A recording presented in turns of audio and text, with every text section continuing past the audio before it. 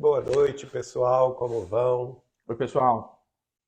Vamos chegando para o culto do Evangelho no lar, junto comigo e com João Pedro. Sejam todos muito bem-vindos em nome de Jesus. 21º culto, hein, pessoal? E como sempre, se vocês puderem dar um retorno do nosso áudio, a gente agradece muito para nós sabermos se vocês estão nos ouvindo bem. Por favor. Boa noite, boa noite. Se vocês puderem já, quem está entrando, quem já entrou, na verdade, dar um retorno do áudio. Boa noite. Boa noite. E agora nem disse. Ah, som ótimo. Maravilha, então, gente. Som ótimo, então a gente pode começar. Bom, pessoal, então nós estamos aqui hoje, iniciando finalmente o capítulo 10 do Evangelho segundo o Espiritismo.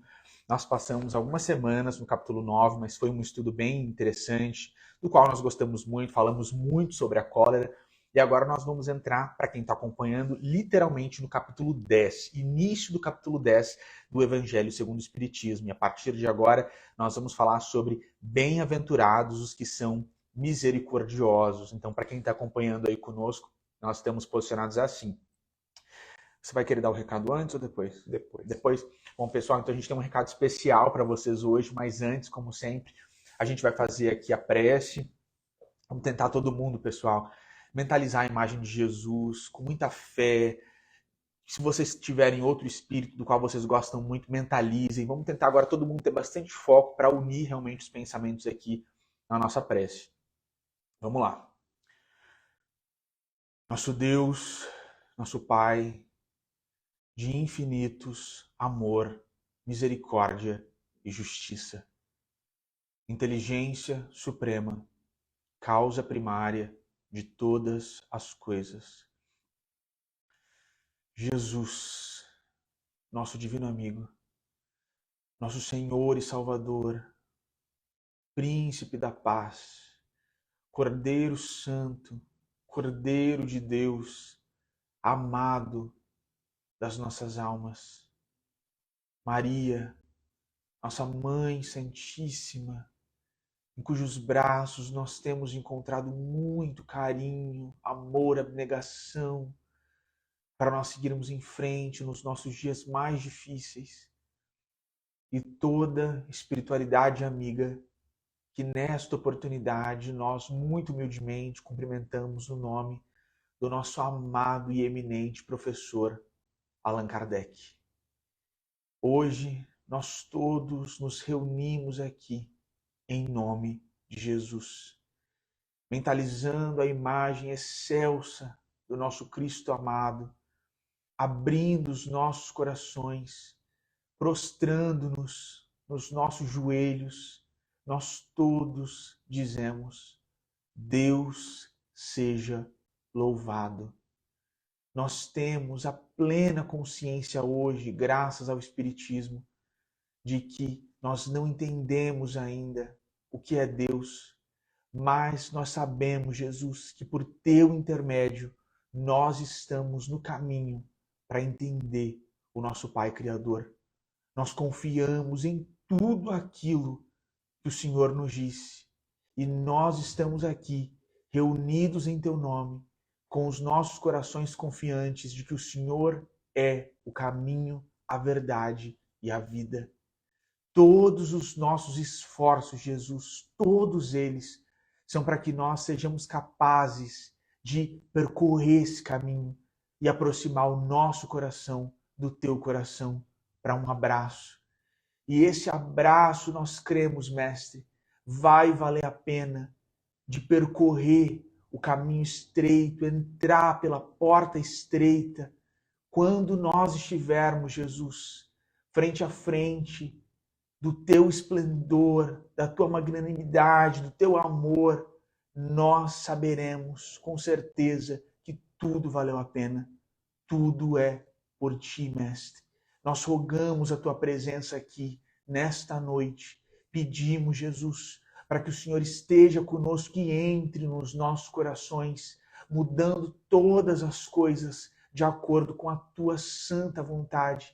E em mudando tudo dentro de nós, Mestre, que nós sejamos capazes de exprimir na nossa vida diária o teu santo amor, que nós sejamos cristãos mais eficientes e mais honestos na face dessa terra, Jesus, podendo percorrer um caminho que nos leve ao nosso Pai. Mestre, aproveitando aqui a oportunidade de estarmos reunidos em teu nome, crendo que o Senhor se faz presente, nós pedimos humildemente por todos os nossos irmãos e irmãs que se encontram nos sofrimentos mais atrozes na noite de hoje. Como sempre, Jesus, nós pedimos pelas mães que estão desesperadas pelos seus filhos. Pedimos, Mestre, por todos aqueles tristes por estarem doentes, por os nossos irmãos e irmãs que estão nas ruas ansiosos pelo pão, pela água, pelo agasalho. E sempre, Jesus, por aqueles que, em perdendo as esperanças nos dias do porvir, planejam tirar a própria vida. Que a paz, Mestre, a esperança, o amor, a cura que vem direto do teu coração caiam sobre as nossas cabeças nessa hora, trazendo aos nossos corações a esperança e a certeza de que tudo passa nessa vida e de que só o teu nome é suficientemente poderoso para reinar para todos sempre. Que nessa hora, Jesus, as nossas dores estejam ancoradas na rocha forte que é o teu nome, Jesus Cristo de Nazaré. Traga, Jesus, todo o apoio de que nós precisamos. Ajuda, Mestre, a enxugar as nossas lágrimas, a lidar com as nossas dores, com os nossos temores, com os nossos medos do futuro. Vem em nosso favor, Jesus, pega nas nossas mãos e nos dá o teu abraço, que é onde nós nos sentimos seguros, Pai, para seguir em frente. Deus sabe, Jesus, que o Senhor é a expressão máxima de segurança que nós temos na face dessa terra. Então, humildemente nós pedimos, esteja conosco, aliviando as nossas dores e nos ajudando a seguir em frente de acordo com aquilo que o Senhor tem para a nossa vida. É o nosso pedido nessa noite. Nós também, Mestre, humildemente rogamos para que o Senhor abençoe o nosso evangelho, abençoe o nosso estudo, o nosso esforço desta noite, para que as nossas mentes se abram para o santo evangelho segundo o Espiritismo. E, enfim, Mestre, nós rogamos para que nunca nos falte trabalho na tua santa seara cristã e para que nunca nos falte uma atitude mental que nos torne capazes de realizar todo e qualquer trabalho a nós confiado. Nós te amamos muito, Mestre, sempre dizemos que te amamos muito e mais uma vez pedimos, sê conosco, hoje e sempre. Que assim seja. Que assim seja, graças a Deus. Bom, gente, antes da gente entrar no Evangelho segundo o Espiritismo, que o João Pedro vai começar falando sobre o primeiro item do livro do Evangelho, que tem um título Bem-aventurados os que são misericordiosos, eu quero dar uma notícia que é um convite, ao mesmo tempo, a todos vocês, que este ano, entre os dias 3 e 4 de novembro de 2023, na cidade gaúcha de Torres, lá na praia lá do Nordeste gaúcho, né? Quase na fronteira ali de Santa Catarina, na cidade de Torres, com entrada gratuita, nós teremos o Encontro Nacional dos Amigos de Chico Xavier e sua obra. Este é o encontro que nós estamos fazendo já há 16 anos. Portanto, este é o encontro de número 16, com a graça de Deus, né? Cada ano numa cidade diferente, à exceção, claro, da época da pandemia, que fizemos o encontro online. Mas desta vez voltamos ao encontro presencial. Chico Xavier é o tema do encontro, vivenciando, sintonizando, construindo o amor. Este é o tema central que vai nos ocupar ali 2 dias na cidade de Torres, no Rio Grande do Sul. Será realizado lá no auditório da SAPT, tá bem? Como palestrantes, temos nós mesmos, eu e o João Pedro, o nosso amigo Carlos Bacelli de Uberaba, o nosso amigo John Harley de Pedro Leopoldo, o nosso amigo Divaldinho Matos de Votuporanga, São Paulo, o casal, também nosso amigo querido aí do Rio Grande do Sul, Dr. Victório Turcone e doutora Samira Turcone, da Associação Médico Espírita da Serra Gaúcha, de Caxias, Rio Grande do Sul, a nossa querida amiga da cidade de Rio Grande, aí no sul do estado do Rio Grande do Sul, a Carla Fabres. A programação vocês podem encontrar no site, né? Tem toda a programação do dia 3 de novembro, do dia 4 de novembro, o evento, né? Os dados do evento e o local, que é a Associação dos Amigos da Praia de Torres, também conhecida como SAPT. Lembrando mais uma vez, não é necessária inscrição, porque todos os anos os Encontros Nacionais dos Amigos de Chico Xavier e sua obra é realizado gratuitamente para quem quiser comparecer e participar. Maiores informações estão no site amigosdechicoxavier.com.br, tá bem? Mais uma vez, www.amigosdechicoxavier.com.br. Sejam todos muito bem-vindos. Aguardamos vocês em novembro na cidade gaúcha de Torres, Rio Grande do Sul, com a graça de Deus.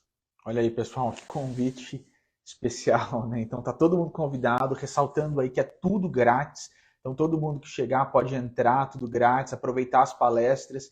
E é um período aí muito especial do ano em que a gente lembra muito do Chico, né? É realmente muito emocionante. Todas as palestras geralmente tendem a emocionar muito. E lembramos também que teremos as programações artísticas do Rio Grande do Sul que estarão lá presentes no evento. Olha que maravilha, gente.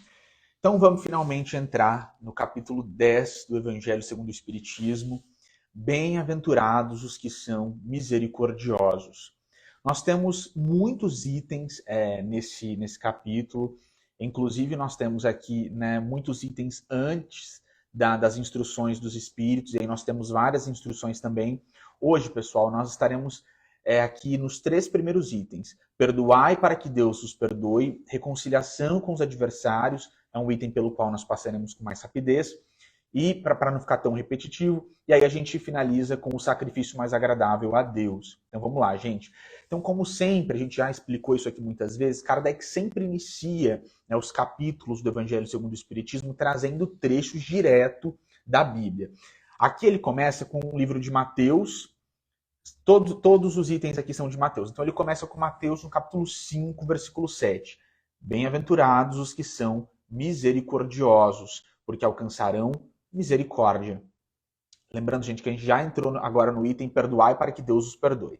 Então, segundo trecho aqui. Se perdoardes aos homens as faltas que cometerem contra vós, também vosso Pai Celestial vos perdoará os pecados. Mas, se não perdoardes aos homens quando vos tenham ofendido, vosso Pai Celestial também não vos perdoará os pecados. Está lá em Mateus, no capítulo 6, versículos 14 e 15. Se vosso irmão pecou contra vós, cobrai-lhe a falta em particular, a sós com ele. Se vos atender, ganhastes o vosso irmão. Então, aproximando-se dele, disse-lhe Pedro: Senhor, quantas vezes perdoarei a meu irmão, quando houver pecado contra mim? Até 7 vezes? Respondeu-lhe Jesus: Não vos digo que perdoeis até 7 vezes, mas 70 vezes 7. Aí essa parte icônica, esse trecho icônico, está lá em Mateus, no capítulo 18, versículos 15, 21 e 22. Então Kardec começa a elaborar conosco. A misericórdia é o complemento da brandura, porque aquele que não for misericordioso não poderá ser brando nem pacífico. Ela consiste no esquecimento e no perdão das ofensas. Então aqui a gente tem uma afirmação categórica bem importante, pessoal, porque ele está dizendo aqui que a misericórdia consiste no esquecimento e no perdão das ofensas. Então perdoar as ofensas que nos são feitas é um ato misericordioso.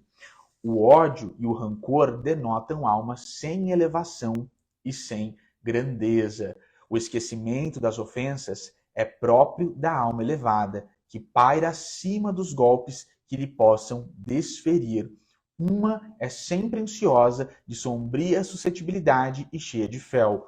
Outra é calma, plena de mansidão e caridade. Então aqui, pessoal, a gente percebe Kardec trazendo muitos atributos e fazendo correlações muito interessantes no sentido de aquele que perdoa e esquece, em detrimento daquele que não perdoa, guarda rancor e guarda mágoa. E aí a gente tem aqui Kardec falando abertamente para nós que o perdão ele está diretamente relacionado à evolução do espírito. E isso é muito interessante, gente, porque é um atributo, é uma conquista muito difícil de nós alcançarmos. Esse perdão, ele está assim relacionado à elevação espiritual, e é por isso que a gente percebeu aqui nos trechos do Evangelho de Mateus momentos muito específicos nos quais Jesus traz essa lição para a gente. E aí o primeiro comentário que eu quero trazer aqui é essa lição tão importante que Jesus traz a Pedro. E quando a gente faz uma análise, pessoal, do Evangelho, a gente entende os motivos pelos quais Pedro negou e conseguiu lidar com isso, e Judas, ao trair, não conseguiu lidar com isso. E aí a gente entra, a gente acaba entrando na literatura espírita de forma mais ampla, especialmente nos livros de André Luiz, para entender o poder do perdão e como essa questão do perdão ela é cientificamente, especialmente quando a gente admite o espiritismo como uma ciência cientificamente comprovada. Então, quando a gente olha Pedro, tendo a capacidade do auto-perdão, a gente, dele mesmo, após ter negado Cristo, isso não foi fácil, porque lá no Evangelho a gente tem Jesus falando claramente que Pedro ainda não era convertido. É por isso que Jesus fala para ele, quando tu te converterdes, afirma os teus irmãos, confirma os teus irmãos. Vai depender aí de tradução para tradução. Então, quando Jesus traz essa lição para Pedro, perdoa 70 vezes 7, a gente entende Jesus dando a chave imprescindível com a qual Pedro conseguiria lidar com a questão da negação. Porque em recebendo essa instrução de Jesus de perdoar o próximo, ele consegue abrir a consciência para perdoar a si próprio. E aí a gente vê que Pedro, apesar de toda a dificuldade de ter negado Cristo e isso ter causado muito remorso, ele consegue se perdoar. Ele segue em frente, ele trabalha no Evangelho e ele vira a rocha, a pedra. Pedro, tu serás a pedra sobre a qual eu construirei a minha igreja. E ele vira. Inclusive, a gente sempre indica a leitura do livro Paulo e Estevão. É um livro no qual nós percebemos essa trajetória linda de Pedro sendo a rocha. Então, recebendo essa lição do Cristo, perdoando, ele consegue se auto-perdoar. Ele consegue abrir a consciência para isso. Quando a gente olha a trajetória de Judas, que não conseguiu se perdoar, o fim foi muito triste. Porque ele trai o Cristo, não consegue se perdoar. E aí, olha aí, para quem Jesus deu a lição do perdão, de perdoar o próximo, para Pedro. Judas não consegue se perdoar, ele amava sim o Cristo. Quando a gente caminha pela literatura espírita, especialmente aquela psicografada por Chico Xavier, que é a que a gente mais consome, a gente percebe que Judas amava sim. O livro Boa Nova deixa claro que ele tinha um grande amor por Jesus, mas ele não consegue dar essa volta do alto perdão. Ele foi fraco. Ele foi fraco, gente? E aí, a gente até tem comentado bastante aqui, eu e o Geraldinho, a gente até fez um vídeo recentemente do Chico falando numa entrevista que o suicídio está relacionado à covardia moral, Isso não é um ataque aos nossos irmãos e irmãs que fizeram isso é um atributo, desse ato, e a gente tem aí um longo lastro bibliográfico na literatura espírita que relaciona, o ato, esse desastre à covardia, e aí é o que o Geraldinho está falando, essa fraqueza, essa covardia que o levou a infelizmente, tirar a própria vida. E aí a gente sabe que teve uma demanda do próprio Cristo de descer aos umbrais, da própria Maria, de preparar uma nova encarnação para Judas. Então, gente, quando a gente pensa nessa questão do perdão, a gente precisa lembrar da oração de Francisco de Assis, dessa chave do Evangelho. É dando que se recebe. A gente só alcança essa questão do perdão, do auto-perdão, quando a gente perdoa as outras pessoas. Então, quando Jesus traz essa lição do perdão, perdoa 70 vezes 7, o que ele está dizendo, a gente já falou muito sobre isso, vai à frente, tem essa conduta ativa, porque isso vai ser bom para você. Em perdoando, você vai conseguir se perdoar. E a gente já comentou muito isso aqui. Deus é amor. Ele não quer punir ninguém. Então, quando a gente pensa nas dores, nas provas, nas lutas, nas dificuldades, né, pelas quais o Espírito passa, é essa própria mente buscando o seu equilíbrio que foi perdido deliberadamente por essa própria mente. E aí, quando a gente perdoa, a gente está fazendo o quê? Equilibrando a nossa mente. A gente está nessa postura ativa, né, de eu vou fazer para abrir minha consciência para o auto-perdão. Então, vejam que Kardec relaciona aqui para a gente o perdão a espírito elevado, a atributos maravilhosos espirituais, e o rancor, a mágoa, essa dificuldade de perdoar o outro, a baixeza espiritual e a atributos ligados ao materialismo. Kardec continua: ai daquele que diz, nunca perdoarei.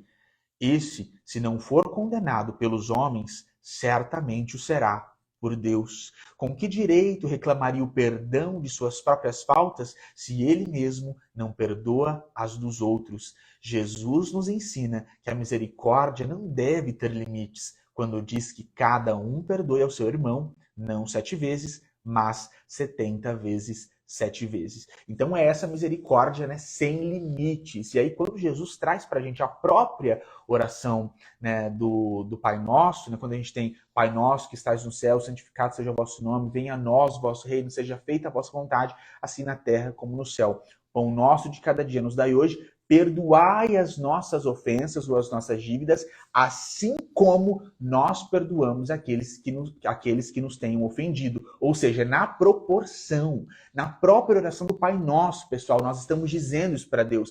Me perdoa na proporção em que eu seja capaz de perdoar. Ou seja, que em dando eu seja capaz de receber. Tem um casinho interessante, João Pedro, que ocorreu com Chico Xavier em Pedro Leopoldo. Não é? Porque era sabido lá entre a vizinhança da casa de Chico Xavier que havia uma senhora que tinha muitos problemas com o marido. E ela, às vezes, frequentava lá o Centro Espírita Luiz Gonzaga. E certo dia ela chegou muito satisfeita e disse para o Chico assim, depois da reunião: Chico, eu agora já cheguei no meu limite do perdão, porque Jesus manda que a gente perdoe 7 vezes 7, e eu fiz a conta. 70 vezes Isso, 7, né? 70 vezes 7, eu já fiz a conta. Ela foi literal. Durante esses anos todos que meu marido e eu estamos casados, eu fui anotando todas as faltas dele. Olha. E agora eu cheguei no número exato, então eu já perdoei todas as 70 vezes 7 vezes. Estou muito satisfeita, Chico. O que o senhor acha disso? Aí o Chico disse: olha, eu vou consultar o Emmanuel aqui, mas é um assunto meio inusitado este seu. Aí logo depois o Chico veio falar com ela dizendo assim: olha, o Emmanuel está dizendo aqui que na realidade é perdoar 70 vezes 7 vezes cada ofensa. Vixe, tá longe. Então é infinito, né? É infinito. É infinito. Olha aí, gente, o Emmanuel, né, o maior interpretador do Evangelho, trazendo aqui mais uma chave interpretativa para todos nós. Mas imagina, gente, imagina o que é a consciência dessa mulher que anotou todas as faltas do marido. Porque Jesus fala, na medida que você julgar, você será julgado. Então você imagina o nível do sarrafo que ela colocou para ela mesma. Ela própria. Porque no se ela anotou todas, não estava perdoando coisa nenhuma. Ela estava julgando. Estava anotando ali até chegar naquele número de 70 vezes. Mas você imagina a questão de consciência, imagina isso, gente. A questão de consciência, que nesse exemplo que o Geraldinho trouxe, de uma pessoa que anota, ou seja, está guardando, anotando, guardando, né, todas essas faltas. 70 vezes 7. Né, um número... Não é brincadeira. É um número... 400 e tanto. 490. 490. Você imagina. Um problema consciencial bem significativo. E esse exemplo é muito interessante, né, gente? Porque essa medida que você usa para medir o outro, ela vai ser aplicada para você. Ou seja, se ela já está pronta para anotar tanto de outra pessoa, ela está dizendo que ela está pronta para não cometer aqueles erros, né? Pois é, uma questão complicada. E isso nós temos que ter cuidado. Exatamente. E quem somos nós para isso? Exatamente. Porque até isso está nesse capítulo aqui, porque tem tudo a ver, né? Geralmente a gente vê, né, o cisco do olho do outro e não vê a trave que está no nosso. Continuando. Kardec traz para a gente. Há, porém, duas maneiras bem diferentes de perdoar. Acho que é disso até que a gente estava falando. Uma é grande, nobre, verdadeiramente generosa, sem segunda intenção, que evita com delicadeza ferir o amor próprio do adversário, ainda que a este caiba inteiramente a culpa. A segunda é quando o ofendido, ou aquele que assim se julga, impõe ao outro condições humilhantes e lhe faz sentir o peso de um perdão que irrita, em vez de acalmar. Se estende a mão ao ofensor, não o faz com benevolência, mas com ostentação. O caso dela, né? Mostrar para Chico Xavier que perdoou 70 vezes 7. Mas com ostentação, a fim de poder dizer a todo mundo: vede como sou generoso. Em tais circunstâncias, é impossível uma reconciliação sincera, de parte a parte. Não há aí generosidade, mas apenas uma forma de satisfazer ao orgulho. Ficou claro isso, né, gente, nesse exemplo. Kardec é cirúrgico aí. O orgulho puro, né? Em toda contenda, aquele que se mostra mais conciliador, que prova mais desinteresse, caridade e verdadeira grandeza de alma, conquistará sempre a simpatia das pessoas imparciais. Olha aí, gente, que forte isso. Aí, pode falar. Aqui tem outro detalhe que eu gostaria de trazer, que está numa das cartas de Kardec, porque, como vocês sabem, Kardec recebia muitas consultas de todas as partes do mundo, e ele guardava um tempo diário para responder pessoalmente. Naquela época não era nem caneta, era pena, né? E muitas consultas estão na Revista Espírita. Exatamente. Nas revistas espíritas. A maioria, inclusive, está na Revista Espírita, e hoje a maioria deste arquivo, inclusive, que são mais de 750 caixas, estão sob a guarda da FEAL, que é a Fundação Espírita André Luiz, lá de Guarulhos, São Paulo, ligada ao Grupo Boa Nova, e que está sendo aos poucos traduzida para o português e também sendo digitalizada para o nosso acesso, né? Que legal. Mas então, uma das consultas que Kardec recebeu a respeito disso, que a pessoa escreveu para ele a respeito das contendas, como se a pessoa estivesse vendo uma contenda entre duas pessoas, né? Uma disputa, um problema de ordem qualquer, e de parte a parte haviam ofensas, haviam ataques. E a pessoa perguntava a Kardec: de qual lado eu vou me situar, né? Ou então, qual daquelas duas pessoas eu vou defender ou me colocar à disposição para auxiliá-la no assunto. E Kardec raciocinou bem e disse assim: olha, no meu caso particular, Kardec falou em nome próprio, no meu caso particular, eu não vou procurar quem tem razão, mas quem começou a ofensa, quem começou o ataque, eu não vou listar as suas razões, eu vou sempre me colocar ao lado daquele que é mais paciente e mais conciliador. Olha aí, é o que ele basicamente colocou aqui também.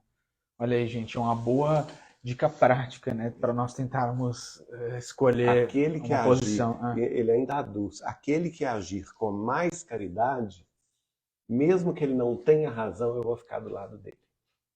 Olha, é uma perspectiva importante, né, sobre a qual a gente precisa refletir muito. E aí, gente, antes de nós passarmos para o próximo tema, a gente tem um momento icônico, né, em que Jesus está na cruz e perdoa, né, e traz aquela lição do perdão. E aí a gente não comentou isso no Evangelho, acho que a gente comentou isso no Evangelho na casa de Chico Xavier, e agora a gente vai comentar aqui na lição do perdão, porque esse é um momento, e essa é uma, né, a gente estava até conversando disso ontem, essa é uma revelação espiritual que a obra de Chico Xavier traz para a gente, né, complementando, pessoal, o Evangelho, né, que está na Bíblia, Porque qual que é a questão? E aí é uma revelação trazida por Humberto de Campos, no Irmão X. A gente tem, no capítulo 4 lá de Mateus, aquele espírito que tenta Jesus, né, no deserto. Aquela passagem muito, muito importante, muito icônica da tentação de Jesus. E esse espírito, né, com a obra do Chico, né, que fala ali com Jesus, pede para Jesus se jogar no monte, pede para Jesus se jogar do templo mais alto de Jerusalém, né, que pede para Jesus várias coisas. Jesus vai rebatendo ali. Esse nem é o ponto de hoje, mas a questão é esse espírito que tenta o Cristo, né, que a Bíblia chama de diabo, mas nós como espíritas sabemos que essa personificação absoluta do mal não existe. Então, Humberto de Campos traz claramente para a gente esse espírito perverso que tentou o Cristo.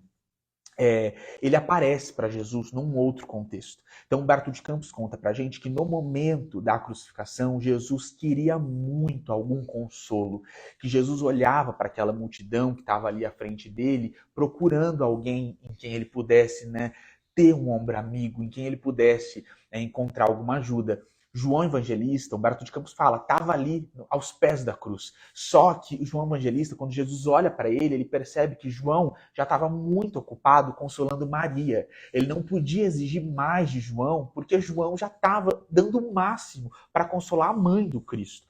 Então ele olha naquela multidão procurando algum amigo e ele lembra de todos os apóstolos, ele lembra até das criancinhas da Galileia com as quais ele se comprazia tanto, em cuja presença ele se comprazia tanto, das quais ele gostava muito.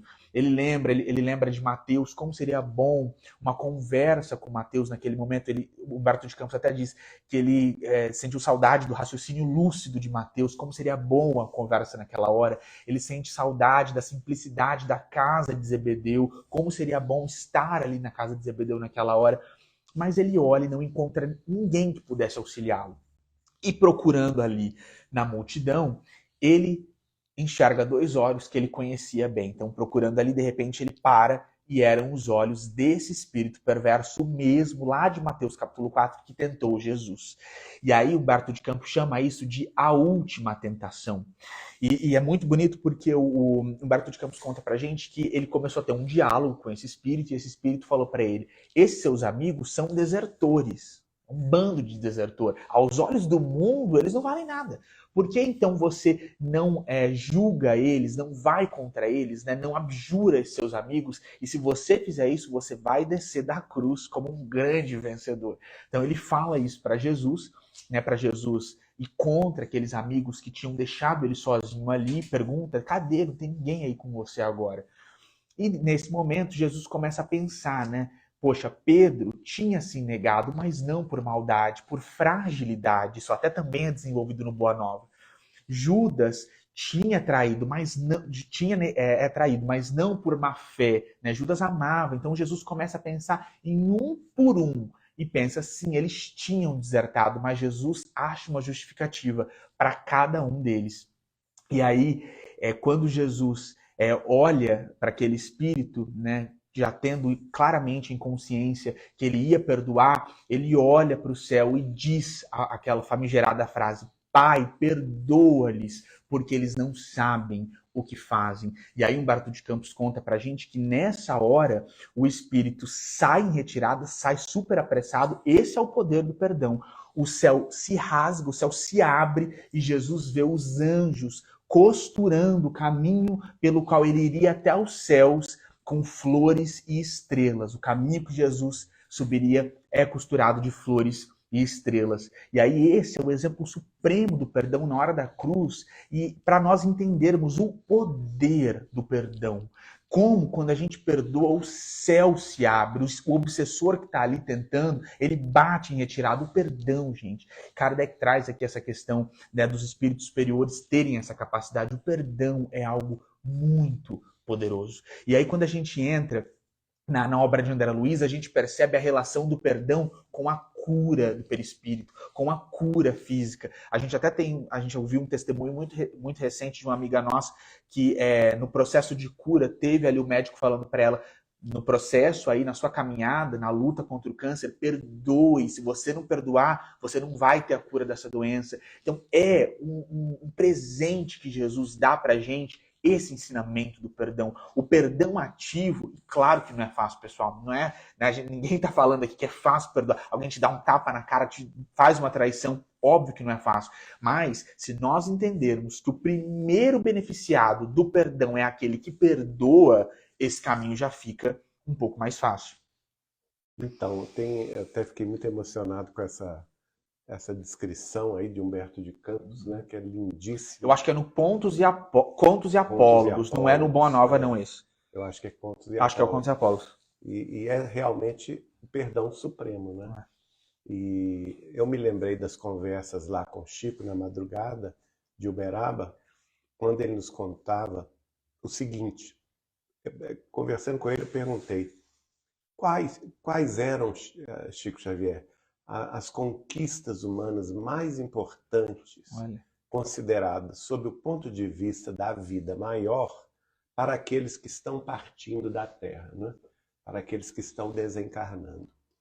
E o Chico me respondeu assim: olha, Geraldinho, eu tenho comigo que aquele que já aprendeu o caminho do perdão, quando desencarna, tem as portas do céu escancaradas. Olha isso, a gente fica até emocionado. Olha que coisa linda.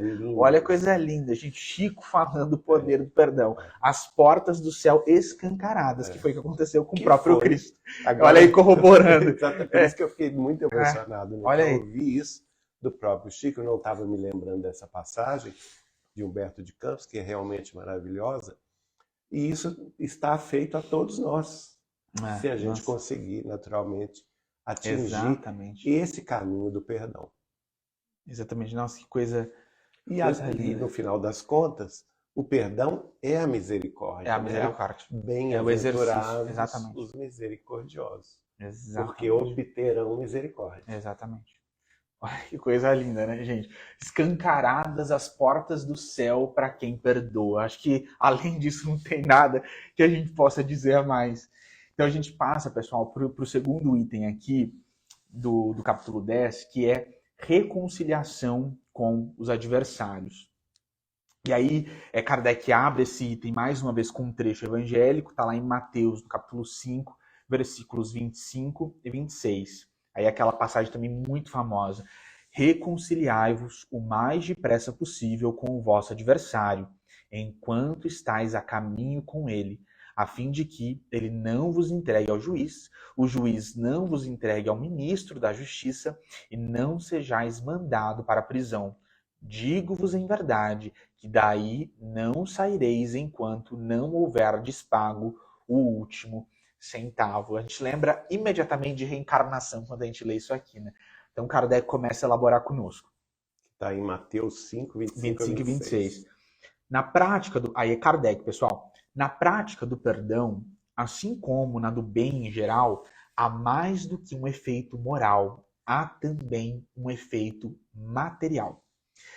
A morte, como sabemos, não nos livra dos nossos inimigos. Os espíritos vingativos perseguem muitas vezes com seu ódio no além-túmulo aqueles contra os quais guardam rancor. É por isso que o provérbio que diz morto animal, morto veneno, é falso quando aplicado ao homem.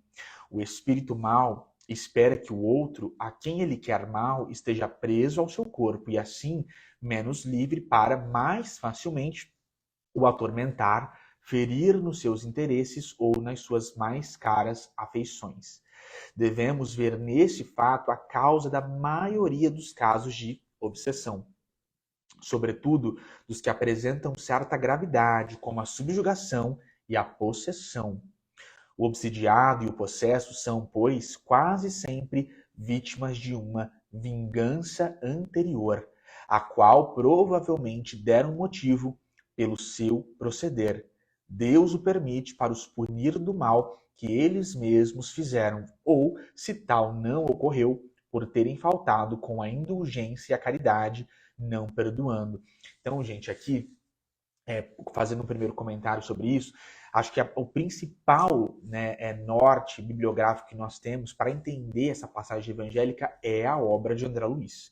André Luiz traz muitos casos. Quem não leu tem que ler em todos os livros, desde Nosso Lar até E a Vida Continua, né, principalmente nesses 13, né, que são a coleção, que formam a coleção A Vida no Mundo Maior. A gente percebe muitos casos em que a morte ela só agrava o problema. E em não existindo a morte do espírito, essas obsessões elas se tornam ferozes, né? E o que a gente percebe na obra de André Luiz é que, muitas vezes, quando aquele inimigo morre, aí sim que ele vai ter todo furor, todo, né, prazer também de ir contra quem ficou no planeta Terra. Então, quando Jesus nos adverte sobre fazermos as pazes, sobre a reconciliação enquanto estamos a caminho, é literalmente enquanto estamos ambos encarnados. Porque no plano espiritual, gente, a coisa muda um pouco de figura. A encarnação, ela é uma bênção sem precedentes, para a qual a gente muitas vezes não olha com o devido olhar. Quando o espírito ele desencarna, se ele cai ali numa rede de espíritos obsessores que estão esperando por ele, a situação é muito difícil. No livro Memórias de um Suicida, o Camilo fala pra gente que é muito melhor para o espírito ir direto para o vale dos suicidas do que ser presa de obsessores na face da crosta. Porque ele diz que no vale tudo é regulamentado, tudo é decidido por espíritos superiores. Agora, quando se cai na mão de um obsessor para ficar ali atormentando e sendo atormentado, a coisa fica muito mais difícil, porque a gente não para pensar, pessoal, mas no livro Ação e Reação de André Luiz também, eles falam claramente que nós adquirimos débitos também nesses momentos de obsessão. Então, o espírito que está desencarnado, obsidiando, ele está adquirindo débitos espirituais pelos quais ele vai ter que purgar para limpar o espírito. Então, quando essa situação, né, acontece na nossa vida, de nós termos um adversário, um inimigo, o melhor é ocupar o tempo da encarnação presente para tentar dissolver. É claro, gente, que a gente não está falando, né, que as pessoas vão se tornar bobas ou que fulano vai se tornar um grande capacho porque é espírita.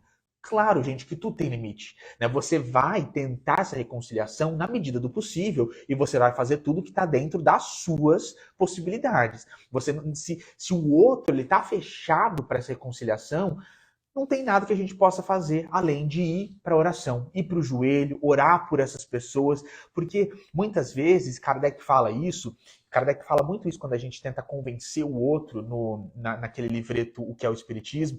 Muitas vezes, quando a gente tenta convencer o outro, isso alimenta o orgulho daquela pessoa. Então ela acaba pensando, nossa, tá tentando me convencer tanto, então eu sou importante mesmo. Então em tudo a gente tem que ser perspicaz, sábio, como o próprio Cristo, ponderado, como o próprio Cristo nos chama, né, a sermos mansos, né, como as ovelhas ou os carneiros, vai depender da tradução bíblica, e perspicazes como as serpentes. E Jesus também nos diz para não atirarmos pérolas aos porcos, porque eles as pisarão. Então, pessoal, tudo tem um limite, né? O Espiritismo não chama ninguém para ser sadomasoquista, para ficar se humilhando incessantemente a outras pessoas que ainda não estão abertas a essa reconciliação. Agora, fazer a nossa parte, caminhar o que nos compete, esse é o nosso dever. Então, Kardec... Você quer comentar alguma coisa? Não. Então, Kardec continua.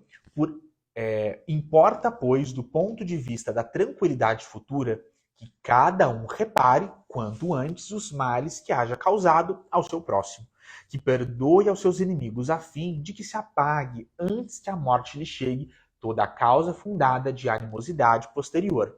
Por essa forma, de um inimigo obstinado neste mundo, se pode fazer um amigo no outro, ou, pelo menos, ficar do lado justo. E Deus não admite que aquele que perdoou sofra qualquer vingança. Olha a preciosidade disso, gente. Então, mesmo que outra pessoa não se reconcilie com você, olha o que Kardec está falando. Deus não admite que aquele que perdoou sofra qualquer vingança. Então, se você fez a sua parte, se você perdoou, se você lutou por essa reconciliação, Deus não vai permitir que aquele obsessor desencarnado, aquele seu inimigo que não quis saber de reconciliação, seja, né, uma influência negativa na sua vida, porque você já se libertou disso. Ele que não se libertou e ele que vai continuar no plano espiritual lidando com essa situação. quando Jesus recomenda que nos reconciliemos o mais cedo possível com o nosso adversário, não é somente com o fito de apaziguar as discórdias no curso da atual existência, mas para evitar que elas se perpetuem nas existências futuras. Foi o que a gente falou, para travar esse ciclo. Porque se um não perdoa e um ficar rebatendo o outro, vão muitos milhares de anos, muitos séculos, e a coisa não dissolve. Então, quem perdoa rompe com esse ciclo, e é o que Kardec está falando aqui. Ela se liberta. Se o outro quiser continuar vibrando, ele vai precisar. E é interessante porque André Luiz fala isso com a gente, né? Da mudança de família espiritual, né? De quem fica para trás, né? Aquela mãe abnegada que está lutando ali. Se ela evoluir, o filho vai ter que encarnar com outra mãe. Né? Ela evoluiu, ela vai seguir o caminho dela, ele vai ter que evoluir com outra família espiritual que vibra, né, mais de acordo com a elevação. E esses problemas também obsessivos, né, João Pedro? A gente tem visto aí nos anos de prática dentro das reuniões de desobsessão. E são problemas graves que se perpetuam no além. São muitos anos que a gente vê. Solução. É verdade, gente. Aí precisa, né, do médium para receber ali o fluido anímico e tudo. Então, continuando. Pode falar. Não. Pode. Quando Jesus recomenda que nos reconciliemos o mais cedo possível com o nosso adversário, não é somente com o fito de apaziguar as discórdias no curso da nossa atual existência, mas para evitar que elas se perpetuem nas existências futuras. Não saireis da prisão, diz ele, enquanto não houver despago o último centavo, isto é, enquanto não houver satisfeito completamente a justiça de Deus. E é o que a gente vê, né, pessoal? Antes de passar aqui para o Geraldinho, tem aquele caso muito interessante no Entre a Terra e o Céu, né, de espíritos que ali naquele contexto da Guerra do Paraguai se emaranharam, e aí tem uma mulher que ela tem que receber um filho que vai morrer cedo, depois ela recebe ele de novo, e ele morre de novo, e aí são questões e vivências muito amargas, pessoal, porque não se resolveram enquanto estavam a caminho. E aí, com esquecimento e com tudo, com essas feridas espirituais, às vezes os espíritos levam um longo tempo para poder purgar tudo isso. Bom, então vamos passar agora o item 7 e 8 do capítulo 10, Bem-aventurados os misericordiosos, com o subtítulo O sacrifício mais agradável a Deus. Em relação a esse título, ou melhor dizendo, subtítulo, Kardec elenca o Evangelho de Mateus, capítulo 5, versículos 23 a 24, no qual nós lemos Jesus dizendo: Se, portanto, quando fordes colocar a vossa oferenda no altar, vos lembrardes de que o vosso irmão tem qualquer coisa contra vós, deixai a vossa dádiva junto ao altar e ide antes reconciliar-vos com o vosso irmão. Depois, então, voltai a oferecê-la. Então, Allan Kardec, comentando este trecho do Evangelho, vai escrever: quando Jesus diz, ide reconciliar-vos com o vosso irmão antes de apresentardes a vossa oferenda no altar, está ensinando que o sacrifício mais agradável a Deus é o que o homem faça de seu próprio ressentimento. Que antes de ele se apresentar para ser perdoado, é preciso haver perdoado e reparado os males que tenha feito a algum de seus irmãos. Então, o sacrifício mais agradável a Deus será sempre aquele ligado à humildade. Aquele que é humilde de coração, que é simples de coração, que reconhece que ele é falível e que, por conseguinte, ele também pode errar. Quando ele se depara com alguém ou outra pessoa que lhe fez mal, ele relativiza aquele mal. Ele vai pensar, bom, eu não vou me ofender tanto, porque provavelmente essa pessoa esteja nervosa, ela tenha perdido um ente querido, ou ela esteja em situação financeira difícil. Eu não tenho ciência da vida emocional, da vida mental dessa criatura. Ela pode estar momentaneamente perturbada por problemas tão graves que eu não tenho a menor condição de sabê-lo. Então, eu vou ouvir com paciência aquele reproche, aquele grito, aquela ofensa e vou orar por ela. Quer dizer, a pessoa que faz isso, eu sei que isso é difícil, né? Mas a pessoa que faz isso, ela está num modus mais tranquilo de vida, não é? De experienciar a vida com mais calma, com mais equilíbrio, com mais ponderação, sem imediatamente partir para o contra-ataque. Isso me faz lembrar também aquela palavra de Jesus que disse o seguinte: se alguém vier bater a sua face direita, oferecei então a esquerda. Né? E isso é muito interessante a gente pensar, porque o Chico vai me contar um caso da minha bisavó. Ela se chamava Georgina Cândida Machado. E ela desencarnou em Pedro Leopoldo em 1938, depois de algum tempo na cama devido a um AVC. Ela era mãe de minha avó Carmen e de outros 9 irmãos, né? E teve uma vida muito dedicada ao bem. Ela era católica apostólica romana e, segundo o Chico nos contou, ela era a melhor amiga de sua mãe, Dona Maria de São João de Deus.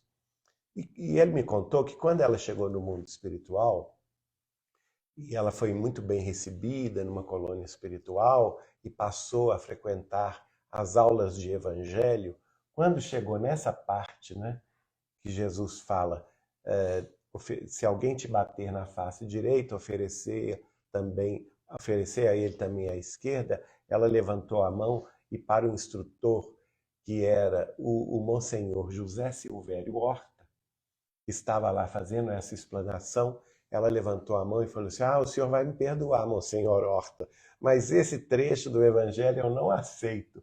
Como que eu vou... Se alguém vem me bater na face direita, eu vou oferecer a esquerda, né?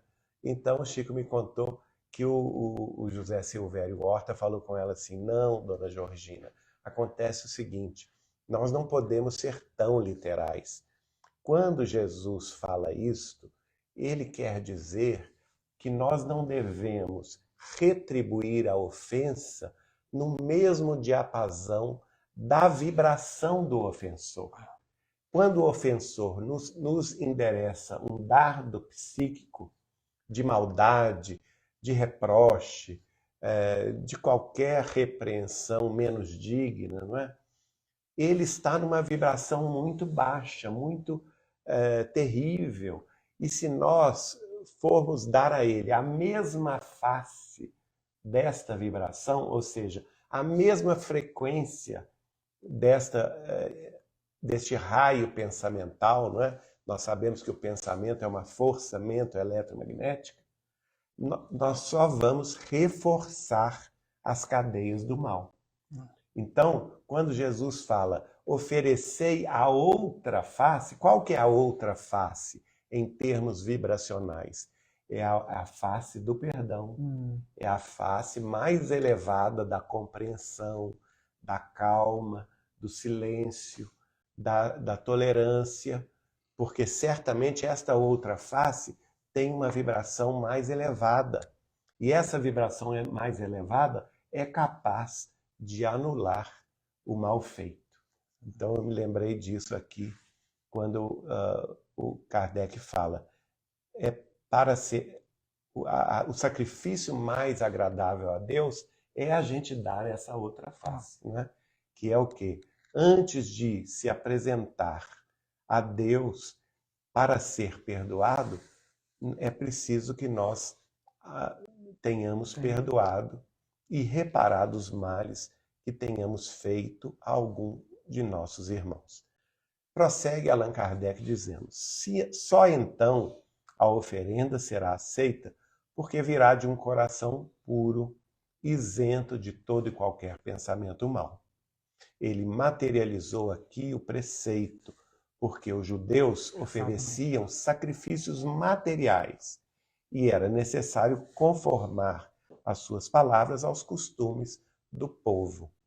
O cristão não oferece dons materiais, pelo menos aqueles que já adoram ao Pai em espírito e verdade, né? E nós, principalmente espíritas cristãos, nós não temos essa prática, graças a Deus. Já que nós, segundo Kardec, espiritualizamos o nosso sacrifício. Mesmo assim, o preceito ganha ainda mais força. Ele oferece sua alma a Deus, e essa alma tem de ser purificada. Isso, de fato, é o maior sacrifício que nós possamos dar a Deus, que é a nossa autorreforma, a reforma íntima, a mudança interna, pelos padrões éticos e morais do Evangelho. Ele oferece, prossegue Kardec, sua alma a Deus e essa alma tem de ser purificada. Entrando no templo do Senhor, deve deixar de fora todo sentimento de ódio e de animosidade, todo mau pensamento contra seu irmão. Ora, eu pergunto, qual que é o templo do Senhor? É o próprio coração de todos nós, né? Então, quando ele está escrevendo isso aqui, Kardec está querendo dizer para nós que os nossos corações têm que ser alijados desses sentimentos ruins, desses sentimentos de ódio, de animosidade, de antipatia, que às vezes nós temos, isso é natural ter, mas o esforço que nós fizermos por alijar de nós, de nosso coração, do nosso mundo sentimental, e isso é importante, viu, gente? Porque a ciência já provou que o nosso coração, ele tem o potencial de carga eletromagnética 5.000 vezes mais poderoso do que o potencial de carga eletromagnética do nosso cérebro. Vejam bem, então sentir, principalmente no sentido do perdão, é mais importante até do que o pensamento do perdão. Para plasmar, né? Não é para plasmar uma aura mais livre em torno dos nossos passos. Prossegue Kardec dizendo, só então os anjos levarão sua prece aos pés do Eterno. Eis o que ensina Jesus por estas palavras. Deixai a vossa oferenda junto do altar e ide primeiro reconciliar-vos com vosso irmão, se quiserdes ser agradável ao Senhor. Nós terminamos assim os comentários da noite de hoje do culto do Evangelho de Jesus, aqui conosco, eu e João Pedro, com todos vocês nos lares e nos locais onde nos escutam. Que Jesus nos abençoe. Nós vamos passar agora à parte final. Pessoal, eu olhei o horário aqui para ver se dava para o Geraldinho entrar no cisco, aí a trave no olho, mas já, né, chega, você não quer, né? Nós já atingimos o horário aqui, né? 1 hora de evangelho, né? Já deu 9h30. Já deu 9h30, sim. Então a gente vai passar com o Geraldinho para a prece final e fechar a live. E aí nós estaremos aqui na quinta-feira que vem, às 8h30 da noite, para continuar, né, no capítulo 10 do Evangelho segundo o Espiritismo, no item O Cisco e a Trave no Olho. Mais uma vez, antes de terminar, gostaria de relembrar o convite. Está aberto a todos vocês para o Encontro Nacional, o 16º Encontro Nacional dos Amigos de Chico Xavier e sua obra Espírita Cristã. Todos nós também amigos de Jesus, né? Por que não dizer, já que Jesus é o nosso mestre e divino amigo, que será realizado na cidade rio-grandense do Sul, a cidade gaúcha de Torres, a querida cidade de Torres. Grandes amigos temos lá, o nosso beijo fraterno nesses corações queridos que lá residem e que estarão sediando lá o evento nos dias 3 e 4 de novembro deste ano de 2023. Como eu disse, a entrada é gratuita, não precisa inscrição. E nós temos também o seguinte, o Só local chegar, pessoal. o local onde será realizado, só um minutinho que eu estou buscando aqui. Achou. O local onde será realizado é o SAPT, que é conhecido lá na cidade de Torres como a Associação dos Amigos da Praia de Torres, o auditório lá do SAPT. Que legal. Não é? É um belo auditório, nós já fizemos um encontro regional lá uma vez, desta vez vamos fazer o encontro nacional, que terá a participação de vários amigos de Chico Xavier do Brasil inteiro, e todos vocês estão convidados, tá bom? Que Jesus nos guarde e abençoe. Vamos, neste momento, colocar as nossas águas, lembrando que é a oportunidade que os espíritos amigos, em nome de Jesus, nossos mentores, nossos guias espirituais, estão ao nosso lado para fluidificar a água, justamente daqueles recursos espirituais de que necessitamos para o nosso equilíbrio do corpo físico, do corpo espiritual e também do corpo mental, para a nossa própria paz, para que todos nós possamos nos despedir em paz, a paz que Jesus nos deu, mais fortificados na fé, com mais coragem, mais esperança e mais alegria de viver. Então vamos agradecer neste momento, através da prece, aquilo que colhemos destes momentos tão queridos às nossas almas, por estarmos aqui reunidos, orando e comentando trechos do Evangelho de nosso divino amigo Jesus de Nazaré. E por isso nós somos gratos. Quão gratos somos, Senhor, pela oportunidade tão cariciosa com que nos abraçastes a todos nós, em nossos lares, em nossos ambientes de trabalho, em nossos ambientes de oração e até mesmo nas vias públicas, onde quer que estejamos participando deste culto ao teu evangelho de amor e sabedoria. Sabemos que onde duas ou mais pessoas se reúnem em teu santo nome, tu estás presente, conforme tua divina promessa.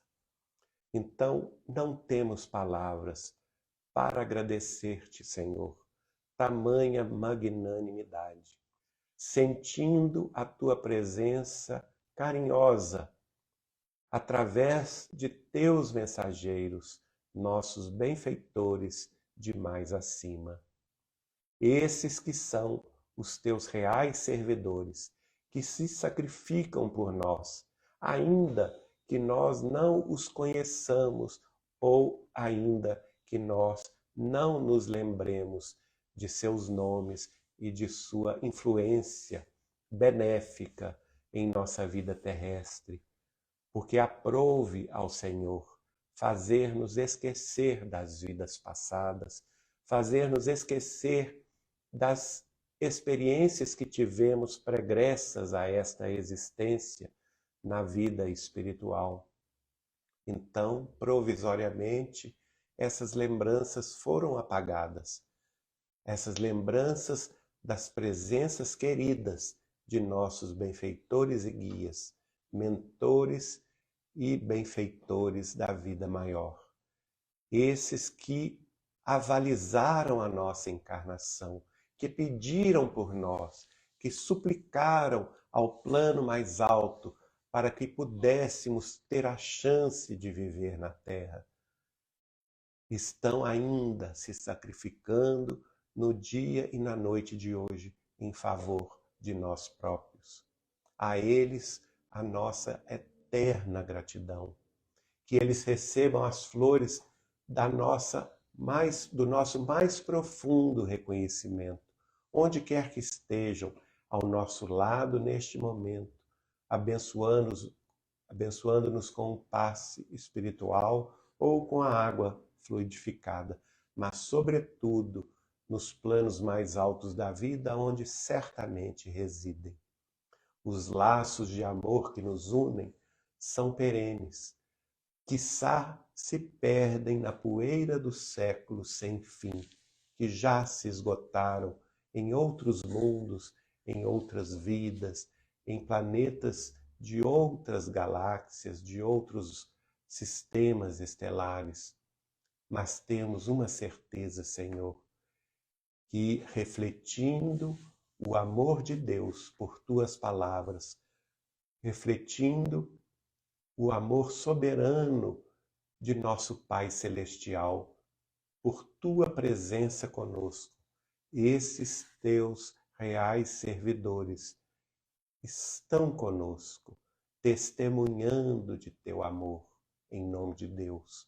E é a eles que nós devemos volver os olhares para agradecer, para reconhecer o muito que fazem por nós e que ainda não temos condição de pagar-lhes.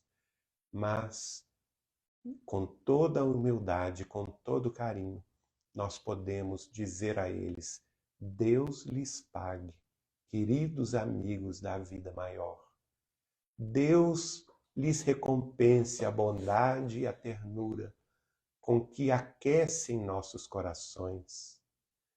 Deus lhes reconforte as forças para que continuem amparando-nos por nossa vez, por tanto que nos tem dado em oportunidades gloriosas de aprender e servir, sempre no caminho da verdade da vida que Jesus nos deixou. Senhor, iluminai-lhes as estradas, sempre com um tapete de estrelas e de rosas, de flores e de esperanças, de luzes e bênçãos, porque eles sim merecem todo o nosso apreço e toda a nossa gratidão.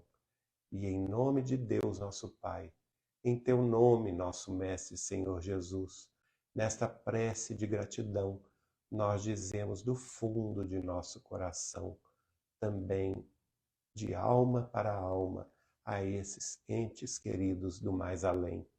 Deus lhes pague hoje, amanhã e sempre.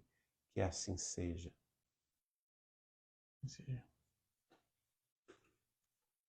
Bom, pessoal, então já fechar a live agora.